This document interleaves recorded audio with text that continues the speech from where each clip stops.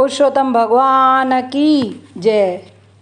हरि ओम नमो नारायणाय। हरि ओम नमो नारायणाय। श्रीमन्नारायण नारायण हरि हरि। भजमन नारायण नारायण हरि हरि। तेरी लीला सबसे न्यारी न्यारी हरि हरि। तेरी महिमा सबसे न्यारी न्यारी हरि हरि। हरि ओम नमो नारायणाय।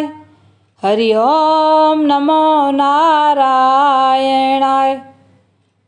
पूनम रामाणीअ जी जय झूलेलाल। जय श्री कृष्ण।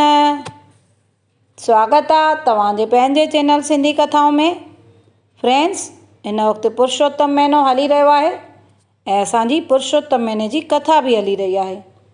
हिन खां अॻु में तव्हां 16हें अध्याय में ॿुधो त सुदेव ब्राह्मण जो पुटु नदीअ में ॿुॾी मरी वियो। इहो ॿुधी संदसि माता गौतमी बेहोश थी पट ते किरी पई ऐं सुदेव ब्राह्मण पंहिंजे पुटु शुकदेव खे गोद में सुम्हारे भॻवान खे ॿाॾाईंदे प्रार्थना करणु लॻो। ओॾां बरसाति बि पवणु लॻी।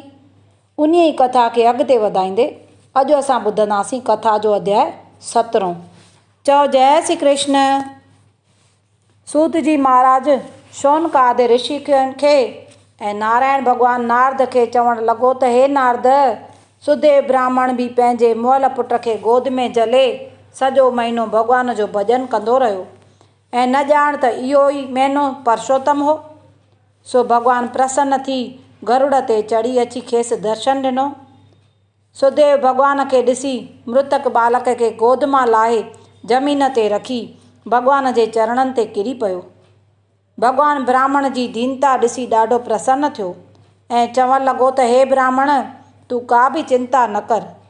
हिन बालक जी उमिरि 12 साल मां फिरी 12,000 साल थींदी। हाणे मां तोखे हिकु कथा ॿुधायां थो।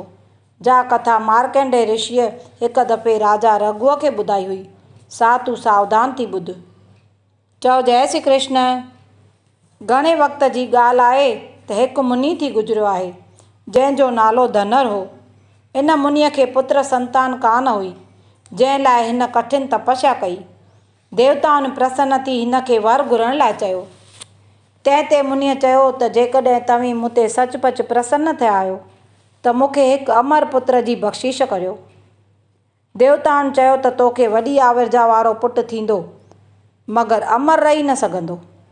तंहिं ते मुनीअ वरी चयो त भला जंहिं पर्वत ते मां तपस्या करे रहियो आहियां एतिरी उमिरि मुंहिंजे पुट जी थिए। देवताउनि चयो तथास्तु, यानी ईअं ई थींदो। थोरनि ॾींहंनि खां पोइ मुनीअ खे पुत्र पैदा थियो। जॾहिं हू वॾो थियो त मुनीअ खेसि सिख्या ॾिनी त हे बचा, कंहिं बि संत साधुअ खे न ॾुखाइजे। पर इन बालक ते इन सिख्या जो को बि असरु न थियो। हिकिड़े ॾींहुं इहो बालक घुमंदो महक मुनीअ वटि अची निकितो। मुनीअ भॻवानु सालग्राम जी मूर्तिअ जी पूॼा वेठी कई ऐं हिन बालक ईंदे शर्त इहा सालग्राम जी मूर्ति खणी नदीअ में फिटी कई। मुनीअ तंहिं ते कावड़ जी बालक खे श्राप ॾिनो त भस्म, पर बालक मोह ई कोन। तंहिं ते मुनीअ ध्यानु लॻाए ॾिठो त हिन खे देवताउनि जो वर मिलियलु आहे। तंहिं करे ही बालक तेसिताईं न मरंदो जेसिताईं ही पहाड़ टुकर टुकर न थींदो। तॾहिं मुनीअ पंहिंजे आसन मां अनेक पुट पैदा कया, जिन खे हुकुम कयईं त हिन पहाड़ खे टुकर टुकर कयो। पहाड़ खे टुकर टुकर कयो वियो त ही बालक बि इन में गर्क थी वियो। पिता बि पंहिंजे पुत्र जे विजोग में आख़िर मरी वियो। भॻवानु चवणु लॻो त हे ब्राह्मण, जेकी हठु करे पुट घुरनि था तिन जो इजो इहो हाल थिए थो।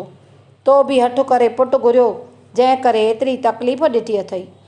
पर हाणे जो तो पुरुषोत्तम जो विर्तु साधियो आहे, तंहिं करे मां तो ते प्रसन्न थियो आहियां ऐं तोखे ही वर थो ॾियां त तूं हिन जनम में 1000 साल जीअरो रही अनेक सुख भोगे ॿिए जनम में राजा थींदे। उते तुंहिंजो नालो दृढ़ धनवा थींदो ऐं तुंहिंजी स्त्री गौतमी सीलवंतीअ नाले सां सॾिबी।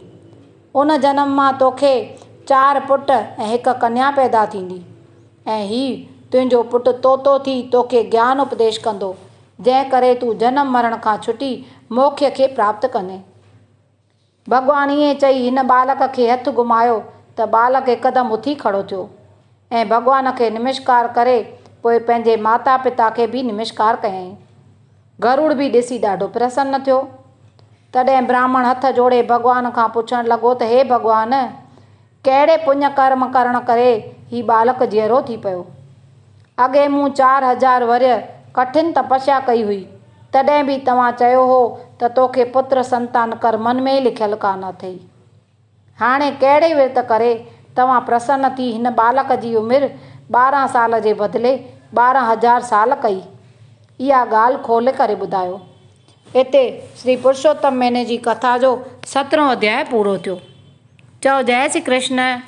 त फ्रेंड्स, इहा कथा ॿुधण में तव्हांखे रस आयो हुजे त कथा खे लाइक ज़रूरु कंदा ऐं ख़ासि करे पंहिंजे घर जे वॾड़नि खे इहा कथा ॿुधाईंदा ऐं पंहिंजे मिट माइटनि ऐं फ्रेंड सर्कल में इहा कथा शेयर बि ज़रूरु कंदा।